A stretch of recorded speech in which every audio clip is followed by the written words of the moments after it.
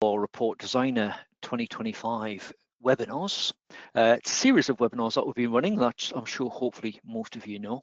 This is session number 5, which is the introduction to groups and sections. It is an introductory session. Obviously, we'll not go too in depth. We want to try and keep it as hopefully as simple as possible. We've got some good examples in today's session as well. As normal, if you want detailed information, you want to develop your knowledge further, there's loads of information in our help centre. Now, just before we get stuck into today's webinar, a little bit of housekeeping, and most of you will know this from the other webinars that you have attended already, but you don't need a microphone for these sessions. If you have one, it will be muted automatically. You can't unmute yourself during the session, and that means if you have any questions for us or comments that you want to make during the session, you'll need to pop them into the questions panel. To do that, just click the little speech bubble icon, which is on the toolbar down the right. It'll expand the panel. You get access to that box in the bottom right-hand corner, and that's where you can enter any questions or comments you have. Pop them in there. Remember to click send, keep them coming, do engage with us. We've got Tina and Matt on hand today. They'll be available to help answer some of those questions during the session. If we don't get a chance to answer all of the questions, some of them could be quite lengthy and quite detailed on these sessions. If we don't get a chance to provide an answer to you, if it's something that's urgent, get in touch with our support team, or I'll try and drop you an email either later this afternoon or tomorrow at some point. If anyone wants a copy of today's slides, they are available to download during the session. A link is also included on the follow-up email. So you'll get that follow-up email around about an hour after we finish. So you get the link to the slides if you haven't downloaded those. You'll also get a link to today's recording. So if you want to work through that at your own pace, maybe follow it through using your software, you can do that. And also, there'll be a link on that email to our upcoming webinars. Currently, our timetable runs up to the end of November. That live timetable now includes our International Accounting Day 2025 webinar badge. So if you haven't yet seen it, get yourself signed up for that. Some quite interesting topics coming up in that one. And then there's loads of other sessions in there as well.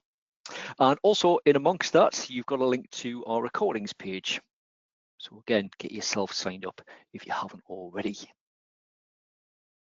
Greg, you mentioned, is it possible to have slides from previous reporting sessions? Absolutely. All you need to do is head to the recordings page.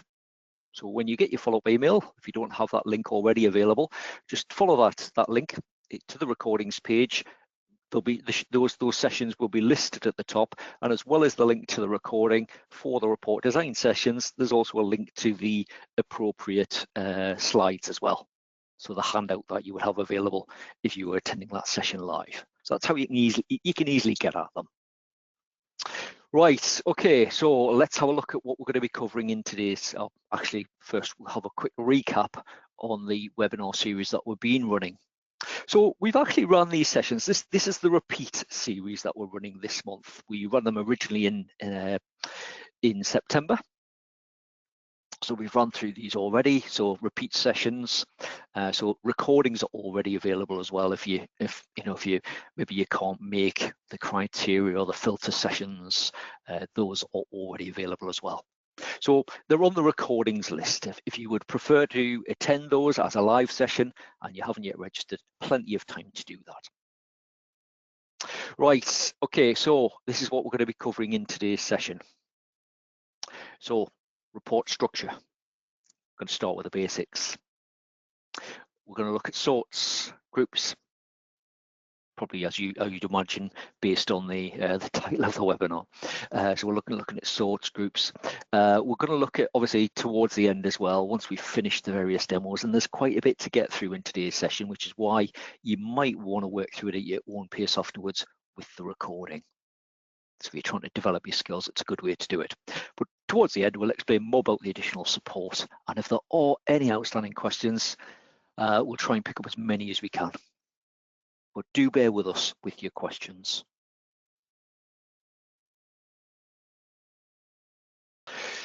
Right, okay, so just make sure I've got the right slides here. I'll just having a quick look there. So let's start with report structures. So we're going to look at how some of the standard reports are structured. Now, if you can identify certain elements on a report, it will make your life that much easier if you need to make any amendments. And obviously, the idea today is it is an introductory session, but we want you to feel confident in understanding what sections appear on reports and why. So we take an example of what we term non-grouped reports, so a basic listing report. There's not a specific grouping on there. It doesn't group it by something common to a number of different records, like say if there was a department number in there, there might be a number of customers assigned to the same department. So on standard reports available in Sage 50, we're gonna have a look at or some of them will have groups and others won't. We're going to start with what we term non-grouped reports. So we've got a few examples on the list there. So generally these are the listing style reports. So a customer list, a list of your suppliers, your nominal codes, your products and your services list. Maybe the invoice summary from the invoices and credits ledger. If you use the projects option, there'll be a project list. The audit trail, which is just a list of your transactions that you would see within the transactions ledger. And other things like daybooks reports. So you might run a daybook bank payments report, for instance. It just gives you a list of transactions. So there's no specific grouping on those reports. They're just basic lists. So we're going to look at some of them. And I'll quickly switch to my screen at this point and we'll sort of put that into context a little bit. So I'm going to concentrate on the customer list. It tends to be where we start when we do training on report designer. We start with basic reports just to try and avoid any confusion. So we'll stick with the customer list for now. So if we just quickly go into customers and then into reports on the top toolbar. And if we go into customer details folder, we'll find the customer list report. And yeah, there's other listing type reports in there as well. Now, when I run this report, so we'll just preview it, I'll be prompted to enter criteria on there, something we're covering in the next session on the RepDev series, looking at amending the criteria that appears at this point. But I'm just going to accept that default criteria for the time being. And you'll see the report it generates. So let's zoom in a bit so hopefully you can see that a bit clearer as well. So we got things like the account reference, the name, the contact name, telephone numbers, emails. Now, if you have selected records beforehand, so you've highlighted them on the list, or maybe you've applied a filter to hide certain information, then only the ones that were listed or the ones that were highlighted will be included on your report. Now, the report itself, because we want to look at groupings and sections on reports. So just working from sort of the top to the bottom. So you can see we've got things like the date and time when we've run that. So if you're in any doubt whether it's the session's live today, you can see it's brought up the 14th. That's when I double check my PC date at that point, and it was just 7 minutes past 2 when nearly 8 minutes past when we run that. We've got things like the company name. So my Sage company is called Sage Demos V32. We've then got the name of the report, customer list. And then we've got things like the page number at the top. We've got the detail of the criteria here. So we can see what sort of we specified at the point of running that report.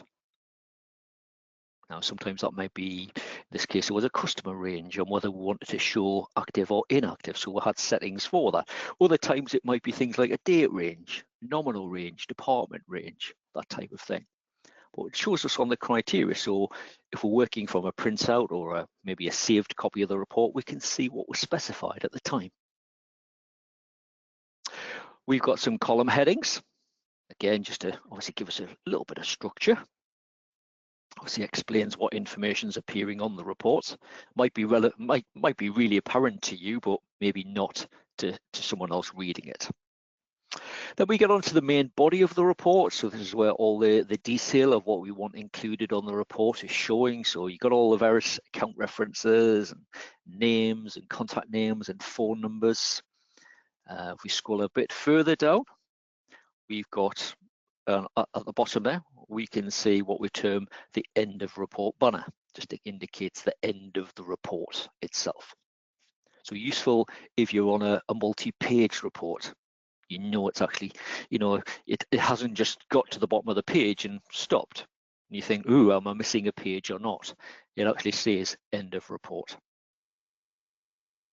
So that's what it actually looks like. Now, if we go from into the design of the report itself, so because I'm previewing a report, I can just click edit at the top. It takes me into the report designer. It'll bring up the design of that report in the report designer itself. And again, we've picked on quite a simple sort of design report here. So it's probably the easiest way to access the report designer as well if you are previewing. If not, what you can do, obviously when you highlight the name of the report in the reports list, you can click edit at the top at that point. And again, it will open the report up within the report designer itself. Now we can see the design of this report is split into several sections. So each section has a sort of a grey banner at the start of it. They're numbered down the left, so you can see 1, 2, 3, 4, 5. So can easily be identified. They're also named as well. Now, as a general rule, on what we term a non-grouped report, the only sections you will see are page headers. So you can see we've got three in this case, 3 page header sections. And we've got a detail section. And we've got, in this case, a report footer as well. So think about sort of, I suppose, the sections a bit like a story for your report. So you've got a bit beginning, a middle, and an end. So headers are the beginning, the detail is the middle, and the footer is the end. Now let's start at the top and work down, and you should be able to start making sort of simple comparisons to when we've just previewed the report to the information that it contains. So you can see in this page header section, we've got sort of the date and time in there.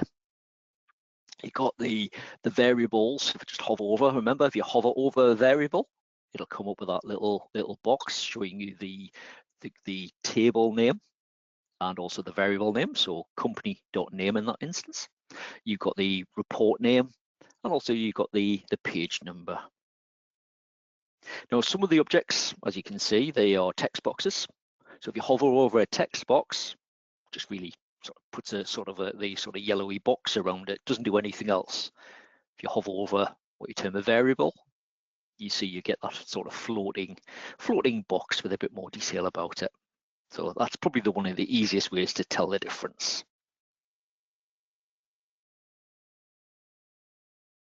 Obviously, you can, of course, you can double click on it as well. Now, if I double click on a bit of text, so this heading here, nothing really happens other than it highlights it, and I get a flashing cursor in that text box. Just click off it. If I double click on a variable, we get the expression editor window come up. So we covered expressions in the last session. So if you want more information about sort of building expressions and what expressions are, you can obviously view that recording. Right, we'll just cancel out of that for the time being. Now this section 2 is another page header. So this time it contains the report criteria. And again, we can see we've got text boxes, so the headings, and then we've got data fields in here as well. So obviously that will pull through dependent on what I specified when I run the report. Section 3 is another page header section. And basically this time it contains the column headings for the report. In this instance, again, if I just hover over them one at a time, you'll see nothing really happens. All it's doing there is, they're all text boxes, so it's putting that sort of yellow box around it to hover over them.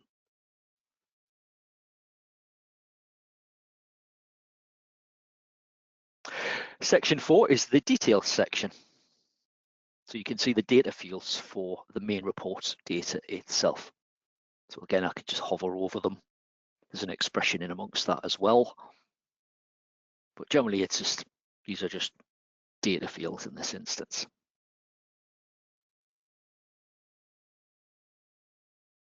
And then the final section, section 5, is a report footer. So it contains, in this case, just includes a single data field, which is the end of report banner.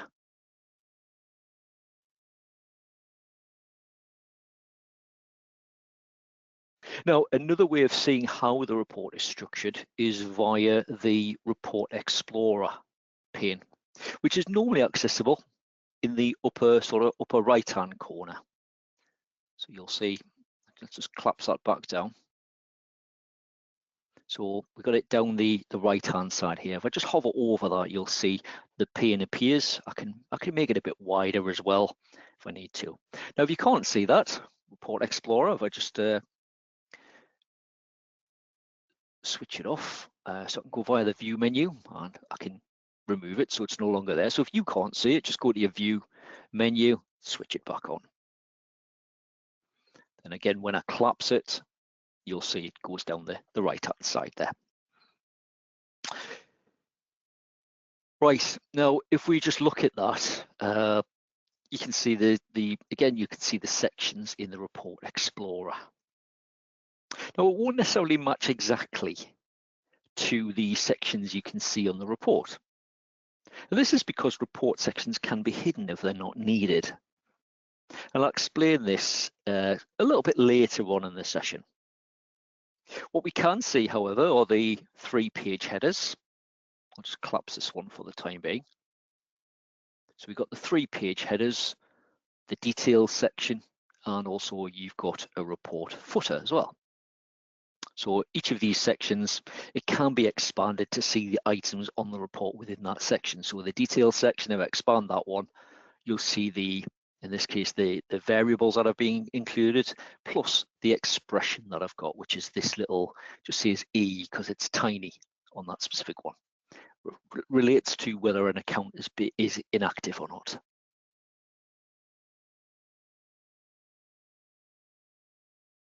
Now, I don't want to dwell on that too much, just really wanted to show you it's a good resource as well, just so you can see exactly how a report is made up and which items are held within each section as well. Now, many of the principles we've covered there for non-grouped reports, you can also apply to grouped reports. And I'm going to move on to a grouped report now, just to emphasize how the structure of a grouped report is a little bit different. So we'll close out of the customer list. Just close out of it. I don't need to save any changes. And I'm going to pop back to the grouped reports just for a moment. Sorry, back to the slides. I'm reading the slide out there. So we're going to pop back to the slides just for a moment or two. So grouped reports. So these, I suppose, got listed there. Some of the common reports in the software, and you might be familiar with some of these as well. Now, some of these reports will contain a single group, and some will contain multiple groups. Now, you'll probably be familiar with some of them, such as the activity reports that appear in several areas of the software, and are grouped by, in the case of the screenshot there, they're grouped by the account reference of the supplier. So commonly they'll be grouped by customer account, supplier account, nominal code, etc., depending on which report you're running. Now, if you find a report is named something by something, for example, you might look at a report and it might be called product profit by customer or sales by analysis code. It generally indicates that there's going to be at least one group added in the design of the report.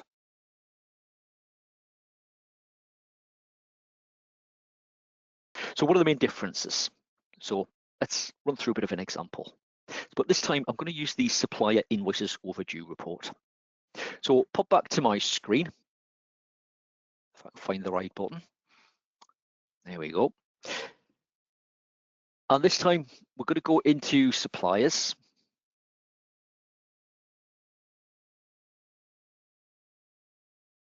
We'll pop into reports. We're going to go to supplier invoices. We're going to choose the supplier invoices overdue report, so this one here.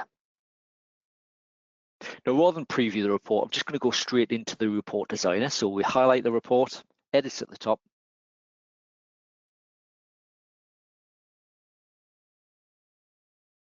And again, it'll take you into the report designer. So pretty much the same process as previewing the report and then clicking edit at the top does the same thing. Opens up the design of the report within the report designer.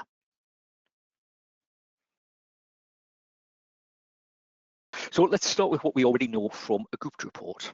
Now we can see, let's zoom in a bit as well. I can hardly see that myself. So we got a page header, so it's got the report details at the top, pretty much the same as what we've already just looked at. This time we've got a report header. So this time it contains the report criteria that we'd run the report for. So when you run it, it's that box that pops up. And it would prompt you for things like a supplier range, maybe a transaction range, etc. Now I know on the previous report, the criteria appeared in a page header. Now the difference between it appearing in a page header and a report header section is the number of times that it would appear on your report. So specifically, if it runs over more than one page. So let me just preview the reports. We'll just okay that. So we got it's a 2-page report, this one, it's saying at the bottom there. So you can see we got the standard sort of heading information. And you can see we've then got that criteria information, which was appearing in that report header section. Now, if you go to page 2, just click down. So this is page 2, and you'll see it doesn't show the criteria this time. And that's because that criteria, that information, was in the report header section.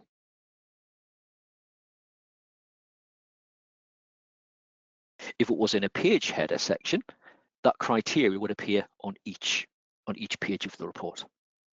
So it really depends on what you're after. So again, it's quite a mix sometimes.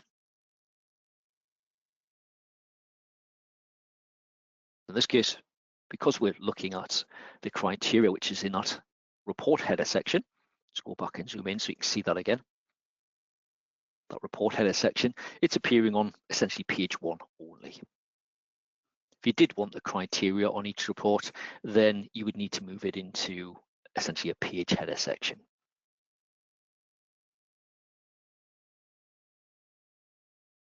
Now you can see we've got 2 additional sections belonging to essentially going back to the group. So we've got a details section, so same as the non-grouped report, but this time we've got an account ref header and an account ref footer. So we've got those 2 additional sections, which basically belong to the group that is placed on the report. Now the account ref header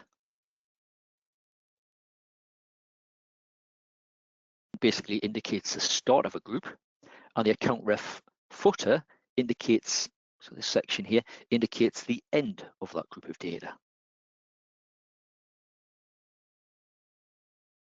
Now the key way to identify a section as belonging to a group is if you see any header or footer sections with something other than the word page or report in front of them, in which case they belong to a group. So in this case, I have an account ref header and footer sections, and this means the report contains a group, which in this case is based on account ref or the account reference. So that's all I'm going to say on this for now, as we'll be showing you how to add a group to a report a little bit later on in the session. I'll explain a bit more detail then. So for now, we're just going to close this report. We close back out and just get back to the main list.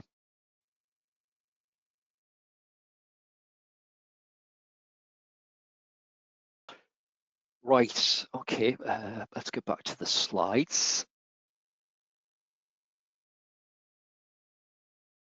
So just to really summarize what we've looked at so far. So all reports have a header section, a section containing the report data and some form of footer as well. To identify if a report is grouped, you can simply edit the report. I just basically check the sections on the report design. So those grey banners, which are named and numbered, do you have any sort of header and footer sections within that, which don't refer to sort of a page header or a report header? So in this case, when we looked at that one, we had the account ref header and an account ref footer. So why we looked at what we've looked at so far, does it matter if a report is grouped or not? Or if you want to make changes to a report? That says, yes, it does matter. Helps you to understand that. So if you do want to make changes, it'll help with your knowledge and what you can do with that.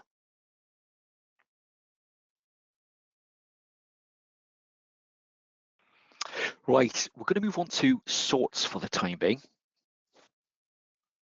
So as you can probably imagine, and you may have asked this sort of question of our support team before, we're often asked to change the sort order, I can't say that, sort order of data on a report. Depending on whether the report is grouped or not dictates how easy it is to achieve that.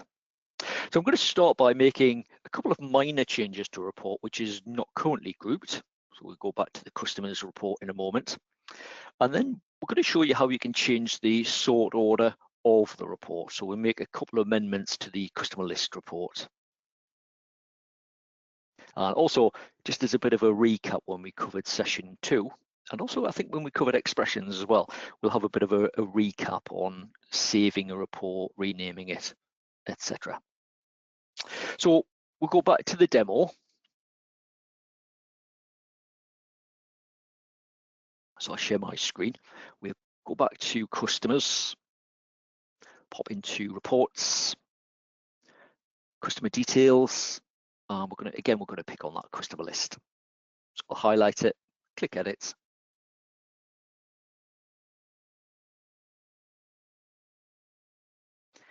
And again, it takes us in. Now remember that all standard Sage reports, you can't actually save changes to the default file. So essentially, if you want to have a play around with it, obviously those layouts, the reports, they're protected. They're flagged as read only. So remember, you've got to essentially give it a new file name. What we'll also do, just as a bit of a reminder, we'll pop into report and report properties. I'm going to change the name. If I can get the mouse working, there we go. I'll just put my initials in and I'll call it customer list.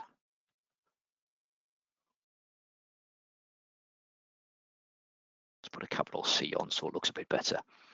And I'll just put my initials at the beginning of the description there as well. I'll not bother typing anything else in, I'll just leave it at that. Just okay that.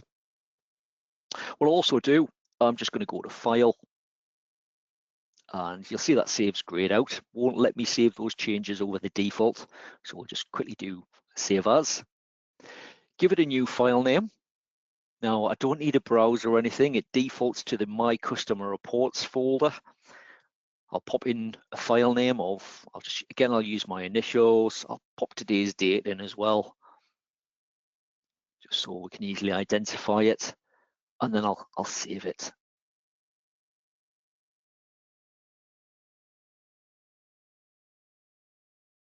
Now, if we just close out of that, close out the report designer, obviously the customer list is still there. Nothing has changed on that one.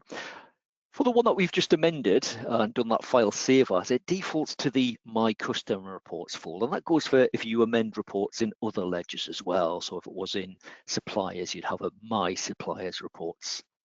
So got it in there. You can see it. It's the only one I've got there for the time being. Now, what I'll do, again, you might think, well, rather than go hunting for it each time, every time I come into the reporting, I'm going to be using this one all the time. So flag it as a favorite. All that means is when you do come into the reports folder within your relevant ledger, because it defaults to the favorites folder, it'll be listed for you. So you don't need to think, oh, where's that one again? Flag it as a favorite, the ones that you run all the time. Obviously, there's hundreds and hundreds of reports within your software. So make it easy on yourself. Flag it as a favorite.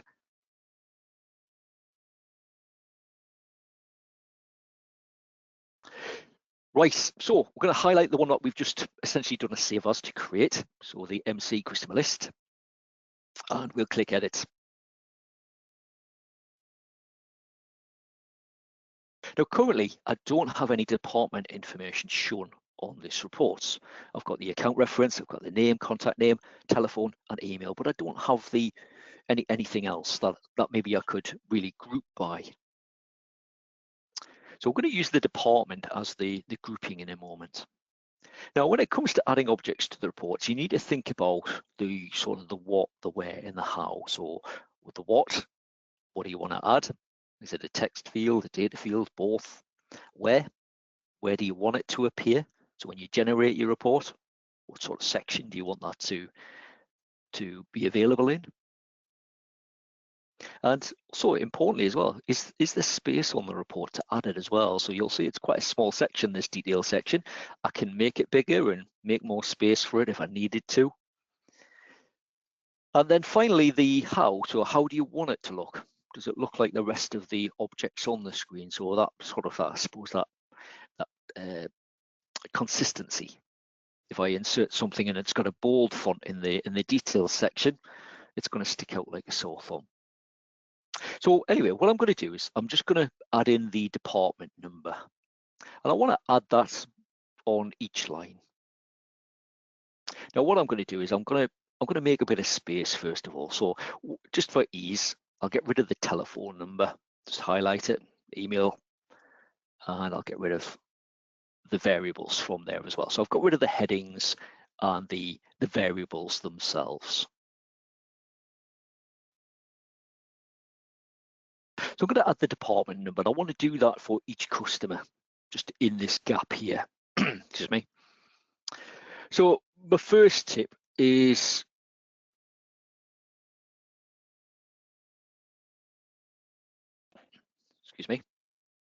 So sorry, the first thing we're going to do is we're going to add that department number, the data field in for the department. So we're going to add it into this section, and we'll pop a heading in as well. Right, so can you remember when we looked at data fields, so tables and variables? So remember, there's a few different ways to add that in. So we're just going to click add data field. I'm going to click approximately where I want to insert that department. So I'm going to click into the details section. So we get that add data field window pop up.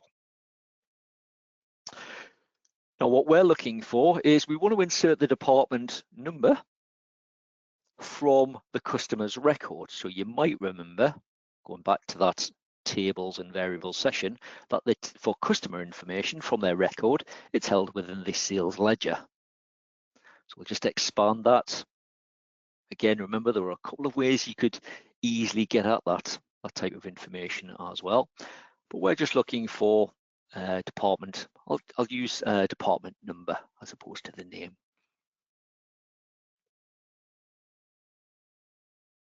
And it pops it in there for me. You can see that if I make it a bit wider, obviously the number itself doesn't really matter. It's quite a small field. So we've got that there now.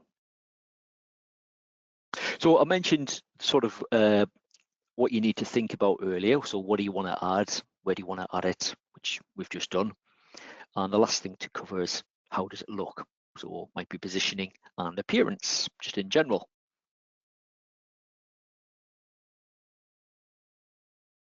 So if we click to preview it very quickly, you'll now see what the report looks like if we just accept the criteria. We can see we've now got that in. We don't have a title because we didn't add one just yet. You might find when you add information in that it looks totally different. So it might be in bold, it might be in a different font, it might be a different size, it might be a different color for that matter. So you want it probably for your report to be consistent. So again, if that is the case, what you need to do, just get back to the design view. All I would do is I would click onto contact name, and you can see the style that's attached. So this same time, if we just click through them, we can see the variables in the details section. It looks like it's got this style attached for criteria details, which is Tahoma size 8 in my case. So just click onto department number. If it is anything other than the same, you can just select it again from the list. And it just means it's consistent then. It'll look the same on the report.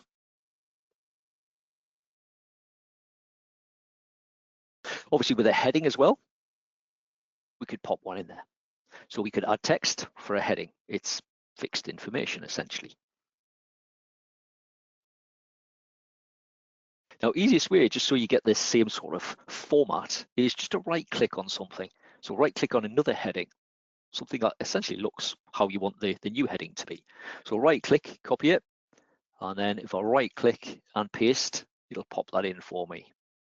I'll just get the alignment right. Remember, you got the alignment sort of guides there, those blue lines. Let's zoom in a bit. You might be able to see a little bit clearer. So when I'm dragging this around, this bit of text, you can see the alignment lines come up. So this is something that we covered in quite detail on the when we looked at session 2, amending an invoice layout. So we got the it says contact name. If I double click it, you'll see I get a flashing cursor in there. What I'm going to do is I'm just going to call it department, and I'll delete the rest of the text that's already there. And I might be happy with that at that point. So again, if I just preview it, okay, that you can see what that looks like. And again, I could play around with the alignment if I wanted to. I might just make the variable a little bit smaller, move the heading across, or move the variable across. Maybe I'll center the department number. Got a number of options for aligning things. Right, for now, we'll just leave it as it is.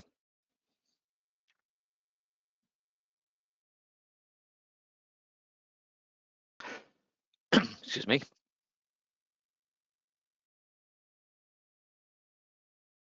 Again, just to confirm that point as well. If we did want to change it, obviously we want to make it a bit narrower. We can just click on it, make the field itself a bit narrower, and then again we can just drag it into position if we wanted to, and that looks approximately right. But as with all things with the report designer, you might find alignment-wise, particularly when it comes to things like invoice layouts, customer statements, you might think, well, it might be a little bit of trial and error.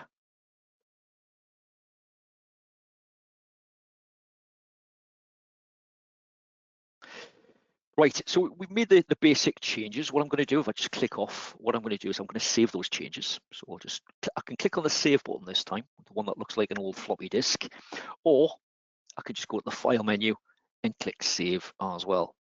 So I would always recommend that you, once something's right, save it, save as you go.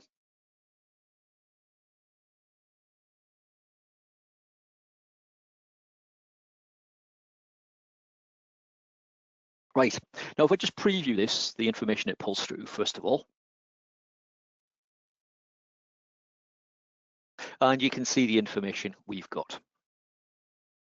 So we've included the department number now, but there's no sort on that. So let's say we want to put them in sort of department number order. So all the zeros be first, then the ones, then the sixes. I think that's all I've used in this set of data. At the moment, they are sorted by that first field, the account reference. But we want to override that. And that's what we're going to look at next. So adding a sort to the report. Now it's really easy to add a sort. So let's get back to the design view. And all we do is we go to report at the top.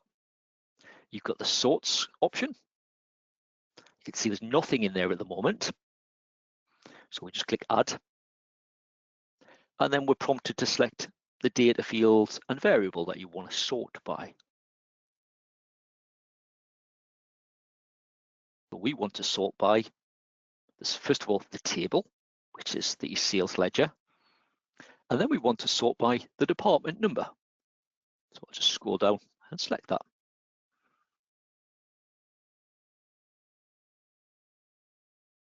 And you can also choose whether you want it in ascending or descending order.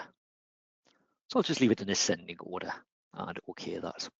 So it's now added it to the list. We might have a secondary sort potentially if we want to put that in there as well.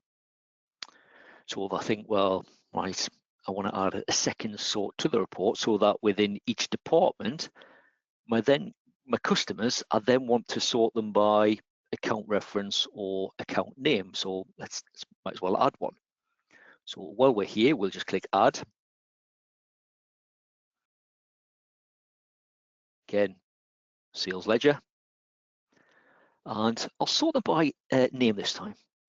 So rather than the account reference order, we'll use the name of the customer itself. And again, we'll put them in ascending order. So we'll just OK that. So we've now got the two sorts. If we needed to, if we wanted to rearrange the sorts, the priority of them, we can use these two arrows on the side. So we just highlight the one you want to move, click the arrow. Could go either way when it's the two, but I'll leave that department number as being the primary sort. Right, so just OK that. Let's preview it. We'll see what that looks like.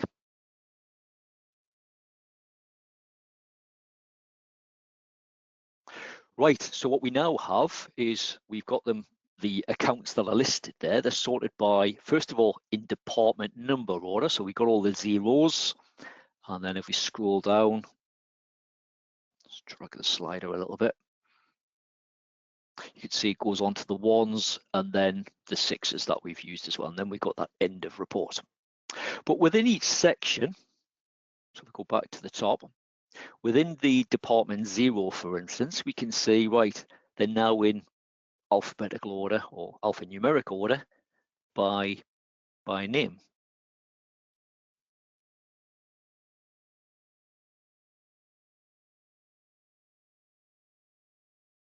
Now, for a non-grouped report, what we've just looked at there, we've just added multiple sorts. And obviously, you can do that if it makes sense to do it.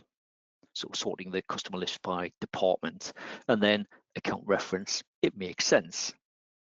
But sorting by account reference and then department doesn't. And that's because the account reference is already unique to each customer. So you can have more than one department assigned to different customers. So different customer records will have, different departments. They can use the same department, as it were. But a customer record, it's unique, that account reference. So there can only be one. So once you've sorted on a unique field, you need to stop adding sorts. So any additional sorts, they're going to have no further impact, if you know what I mean by that. So it'll just stop at that point. There's nothing left to sort on. So two customers couldn't have the same account reference. It's not permitted in the software.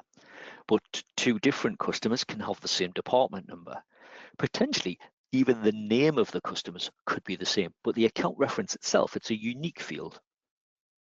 So you can't have a duplicate account reference, as it were. A bit like a transaction number. A transaction number is a unique reference number.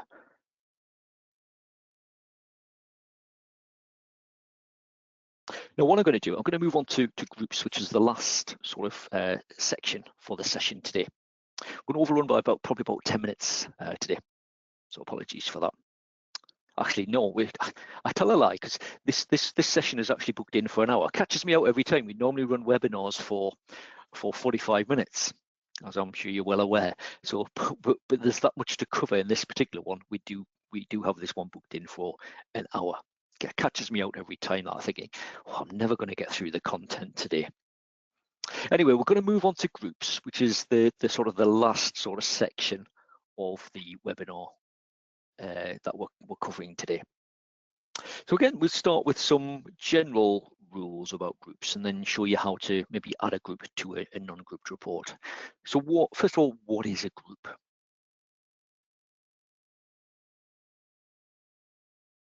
So why would you want it to group it? So let's pop back to the slides. Find the right button. So what is a group? So it's a way of essentially dividing your list. So dividing that list of report data by something that's shared in common. So for example, you might want a list of your customers grouped by department. So the department number that's assigned within their customer record might be by one of the analysis fields, depending on what you use them for.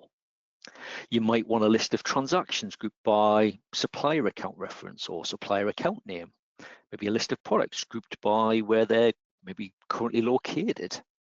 There's loads of examples that you could probably think of. Maybe put on the spot, maybe you can't think of one there and then, but I'm sure there'll be loads of examples you think, oh, I could just group it by that. Make it a bit more logical when you're running the report for whatever you're using it for. So what are the benefits? Well, it just gives you a report that's that little bit of structure, makes it a bit easier to read and interpret. Your report data will automatically be sorted by the group or the groups added to the report. So in the same sort of way that we looked earlier, where you can add multiple sorts, you can also add multiple groups again, but only if it makes sense to do so.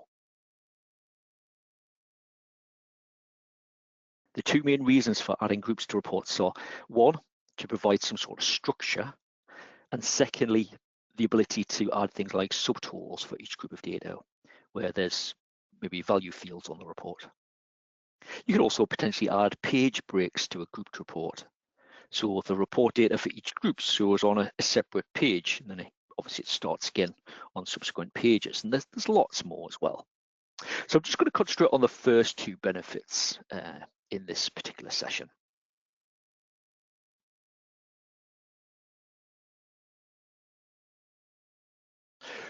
Right, let's have a look at that then. So we're going to add a group to one of our reports.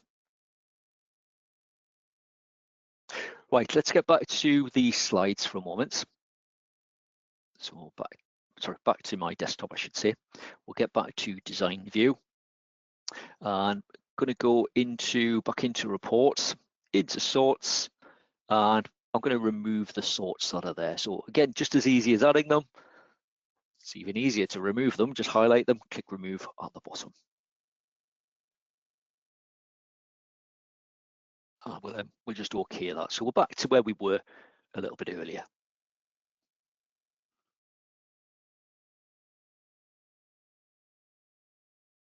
Right, to add a group to a report, I'm going to go to sections, add section, and we want a group header and footer section.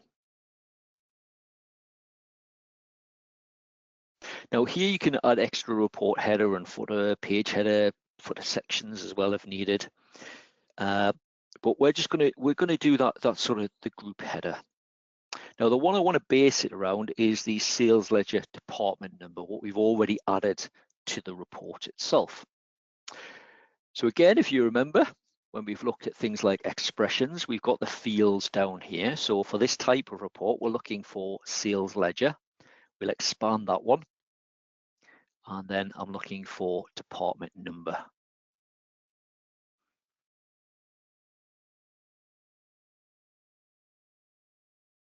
I'll just double click it to add it.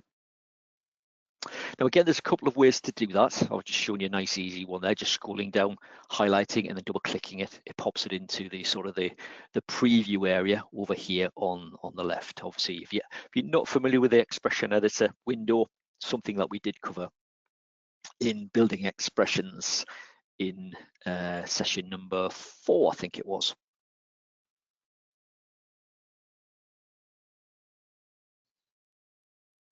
Now, if I just OK that's all I'm going to do. I'm not going to add anything else. We've added just double clicked on this, adds it to this area, and it's sales ledger. So remember, sales ledger is the table. Then we got the full stop, and then department number. So department number being the data field or the variable name. So all we're going to do is we're just going to OK that.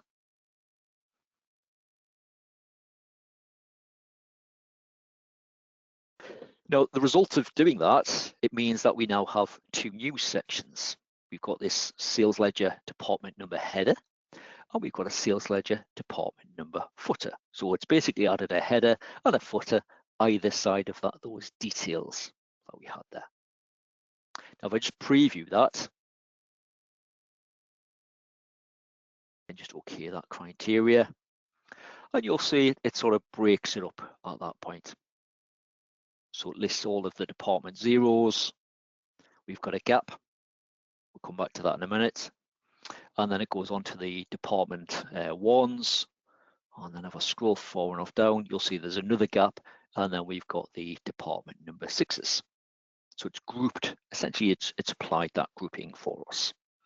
So all it looks like it's done so far, it's a bit like having the sort, but it's put a gap between each of them. And you'll see it's automatically sorted by that grouping that we've added there as well. So all the zeros, then the 1s and the 6s. Remember, if I go back to the design view, and in report, and sorts, we deleted what's there. So there's actually no sort set up. The group automatically applies that for us. So no sort is showing in that list.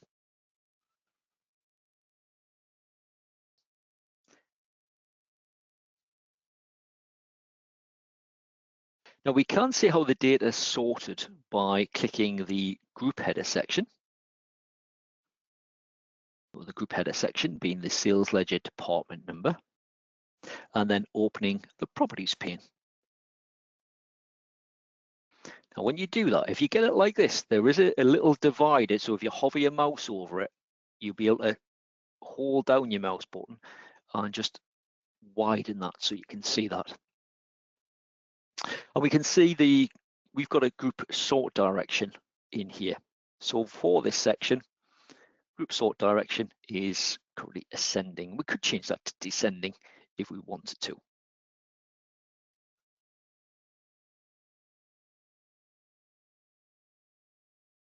So if we just click off it for the time being, we'll pin it back to the side. And then again, we'll just do one final preview just before we start changing anything else.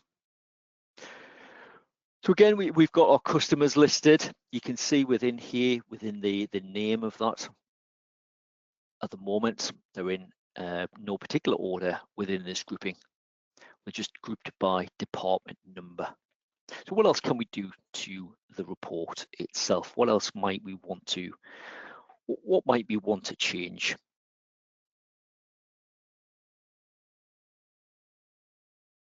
Just to obviously make it look a little bit better.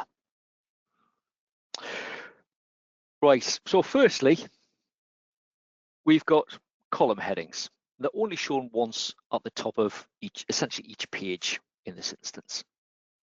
If I scroll down the reports to department 6, by the time we get there, we're looking at the bottom of the report. So if you're viewing that on screen, it might be obvious what this information relates to, but maybe not. So how do I know what each column is? Back in the design view, the column headings are actually in the page header. So they would just appear at the top of each page of the report. And what I want to do is I want these column headings to be at the start of each group. Now I can do that just by essentially moving these down into the grouped header section. So literally just highlight it and just drag it down and place it where I want that to be. Obviously I could move a few at the same time if I wanted to. I just highlight them and then I'll drag those ones at the same time, get them in roughly the right position. I'll see that's fine. And then if I click off and say, right, I'm happy with that one. If I just preview again, you'll see the change. So we've now got, again, I'll zoom in just so you can see that. So you can see at the start of each of the sections, we've got the account reference, the name, the contact number, and the department heading. But what else could I change? Now, what I might want to do is think, well, actually, this is just repetitive information, this. So actually, I don't need to see that against each of the records. I just want to know that it's department 0. So again, I could move that so it's at the start of each section.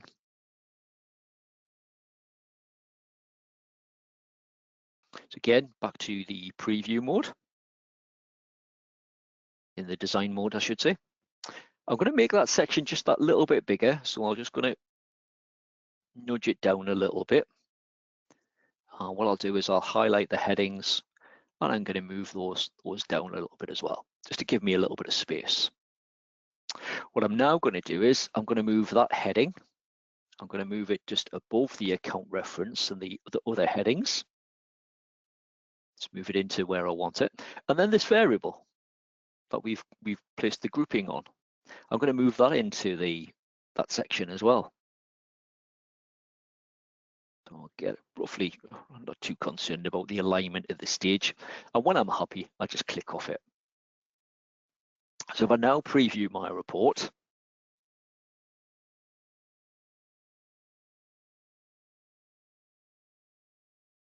and you can see now what that looks like. So this is a bit like if you had say a customer report, for instance. You might have the customer account name and the reference, and then you might have like all of their transactions listed. So a bit like an activity report. Now I might want to also add in the department name along with the department number. So I could pop it in there as well if I wanted to. So the options are pretty much endless as to what we can do. We'll quickly add the name in as well, just to almost like finish off that report, as it were.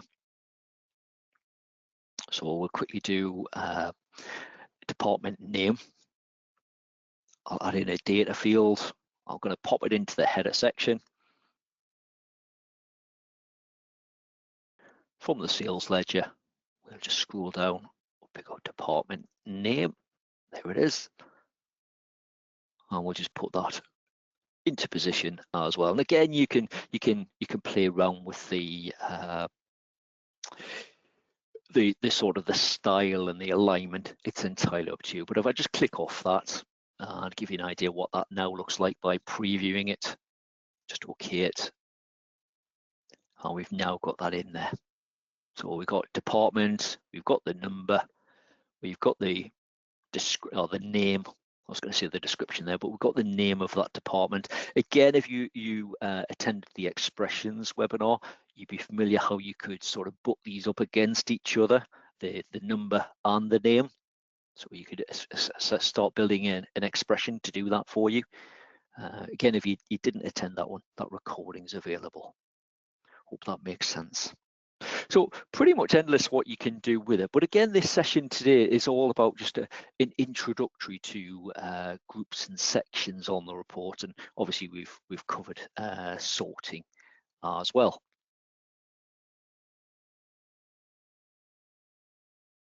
Right, it brings us to the end of the plan demos. So I hope you found the content interesting today.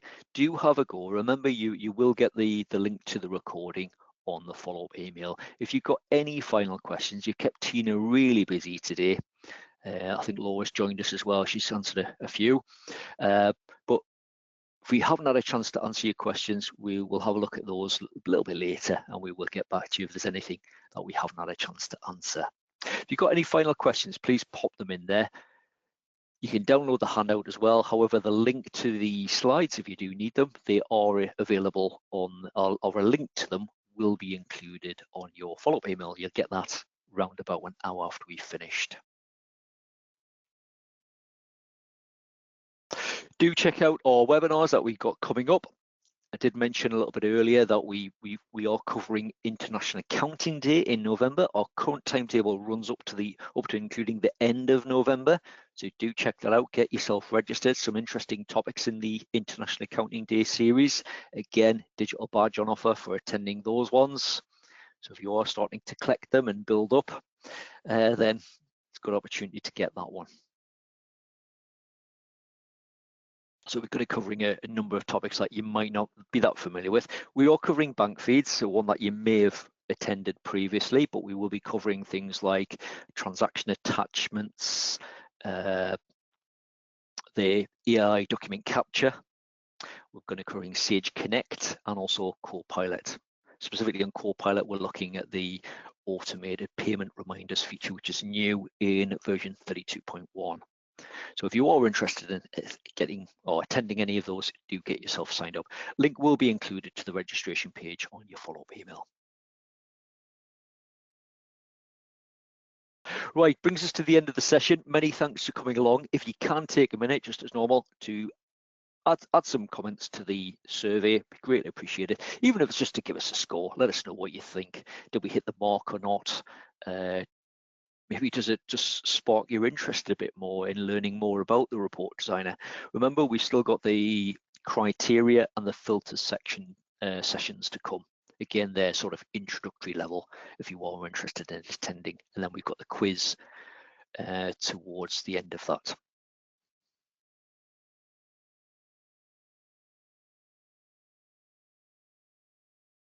Cindy, you just mentioned there, are we doing webinars on the Purchase AI module, so AI document capture? Yeah, we'll be covering that one. So again, 2 opportunities. We normally do two of each session. So do get yourself signed up for that one if you are interested. But many thanks for coming along. Hope you have enjoyed it. Share your thoughts, your ideas, any topics you'd like to see covered going forward, pop them on the survey. Watch out for your follow-up email. It's got all the links on you need and also a link to today's recording. So many thanks for your time, and hopefully we'll see you again on some future webinars very, very soon. Many thanks.